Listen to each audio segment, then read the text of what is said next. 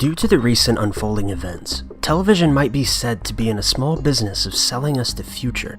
It is very probable the show's predictions are merely coincidence, but sometimes the writers can be freakily accurate when it comes to trying to guess what the future might hold.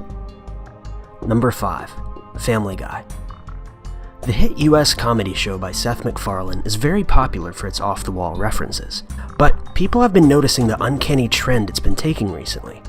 The show's bizarre sketches keep coming true. Let's see, for instance, the Boston Marathon bombings on April 15, 2013. In the episode, which aired on the 17th of March, 2013, named The Turban Cowboy, the main character, Peter Griffin, befriends Mahmoud, a Muslim man, and finds interest in converting to an Islam. As the story unfolds, it becomes evident that Griffin has unknowingly joined a terrorist group composed of radicalized Muslims.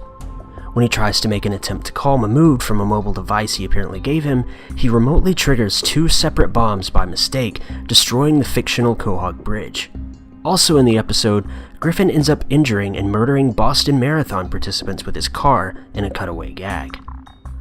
A month later, 2 separate bombs were triggered, killing 3 people and injuring many others. According to official reports, the bombings were carried out by 2 brothers, Zokhar and Tamerlan Tsarnaev, and were originally painted as radical Muslims. Robin Williams died on August 11, 2014, a death no one saw coming, with the exception of the creators and writers of Family Guy. Just moments before it was known to the public that the comedian had committed suicide, Family Guy was on air on BBC 3. In the episode Fat Man and Robin, based on the tale of King Midas, Peter is cursed with the ability to turn everything he touches into Robin Williams. This power drives him to madness. He finds it too much to handle, and he subsequently tries to kill himself, multiple times. However, because of his curse, his suicide attempts were thwarted by Williams. After the episode aired, a BBC spokesman released a statement stating that the episode ended just as the news broke about Robin Williams' death. The episode was a repeat that they had aired a couple times before, so no one could have planned that. There are so many more instances in which the show has foreseen what's to come, and one could actually wonder if they target this particular show with special messages and predictions. Number 4. The Simpsons. In the 11th episode, entitled Bart to the Future, broadcast in early 2000 of the Fox long-running animated series, The Simpsons essentially predicted Donald Trump's impending tenure as President of the United States. In the episode, a Native American oracle gives Bart a glimpse into the years ahead. As the story unfolds, adult Bart is seen wearing a Hawaiian shirt and flip-flops, visiting his sister, Lisa, who lives in the White House and is the nation's first straight female president. Later in the Oval Office, Lisa is seen discussing the inheritance of a budget crunch from President Donald Trump with her staff, which has left the country broke. The episode's writer, Dan Greaney, said in an interview with The Hollywood Reporter that the episode served as a warning to America. He continued by saying, "The content of the episode just seemed like a logical last stop before hitting the bottom. It was pitched because it was in line with the vision of America going insane." The show also, to some extent, predicted Ebola. In an episode first aired in 1997, Bart is seen in bed suffering from a fever when Marge suggests he reads a book called Curious George and the Ebola Virus. In August of 2014, the Ministry of Health in Congo notifies the World Health Organization of an Ebola outbreak in the country.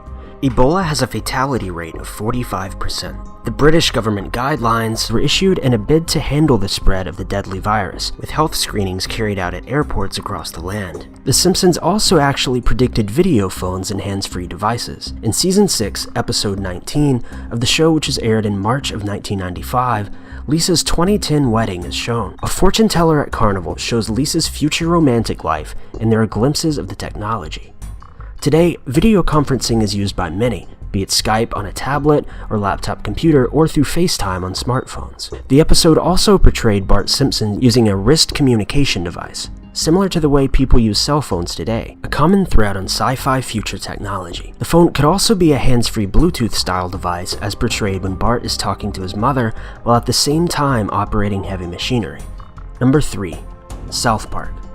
Osama bin Laden was the founder and former leader of Al-Qaeda, a major antagonist. Throughout the series, he was portrayed as completely insane. In an episode of South Park entitled It's a Jersey Thing, aired the same night bin Laden was declared dead, America is being taken over by the Jerseys, but South Park tries to fight them off. With no help from other countries, South Park turns to Al-Qaeda for help.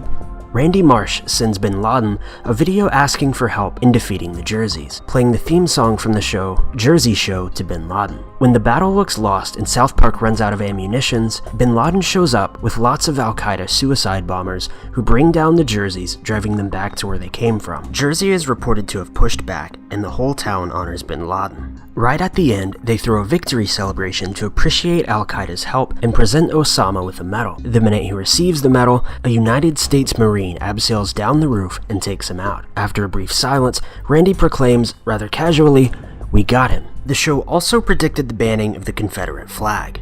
In 2015, pressure started mounting in Mississippi to change its flag to remove the Confederate emblem. South California finally took down the Confederate battle flag from its capital. A number of college students also pressured their schools to make changes, either by renaming buildings so that they don't bear names of white supremacists, or to change something like the Harvard seal because of the racist underprints. Way back in the show's 4th season, aired in 2000, South Park debated changing their flag because it was racist. It had been that way since the time of their ancestors. In one scene, Chef responds that the flag represents a time when blacks were prosecuted by whites. Uncle Jimbo then asks about the baseball team, the Cleveland Indians, if they should change their name too because it's racist. Chef responds in the affirmative. Recently, the similarly named Washington Redskins are under pressure with protests demanding a name change. Number 2. American Dad. In the show's 8th season, episode 4, entitled American Stepdad, American Dad appears to have a pre-programmed death of Paul Walker. In the episode, Steve and his friends are on a hike when they find a crashed plane. The boys check out the plane and they find a dead victim with a copy of the screenplay Fast and Furious 7 on his lap. The victim is the Fast and Furious writer Randy Scott. The writer is seen dead with a tree through his chest, just like Paul Walker was allegedly killed in a car wreck into a tree. 1 year and 13 days later, Paul Walker's car crashes into a concrete lamppost and 2 trees on the Hercules Street in Valencina, Santa Carlita, California, after which the vehicle bursts into flames during the making of Fast and Furious 7. Number 1. The Jetsons. In the Jetsons episode Space Camp, beds of the future come furnished with alarm clocks built into the bedposts.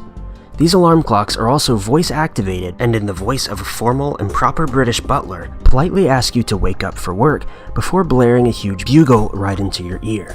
Since they are voice-operated, you then get to deactivate them by passing an angry groan. These are the actual kind of products found in the markets today. There are voice-activated alarm clocks that will tell you when to wake up. Even more prevalent are the smartphone applications featuring a wide range of funny voices to get you out of the very warm bed on a cold, cold Monday morning.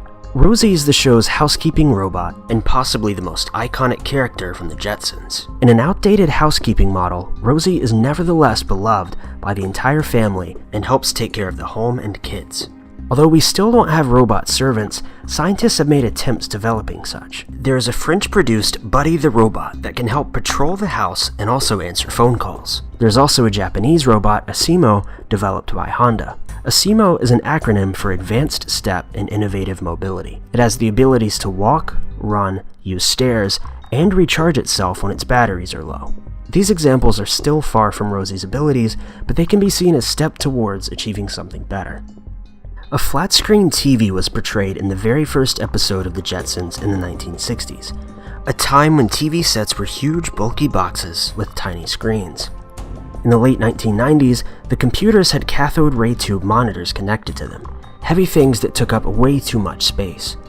And yet, here we are, decades later, staring at our very thin and light LCD screens. Science really does evolve.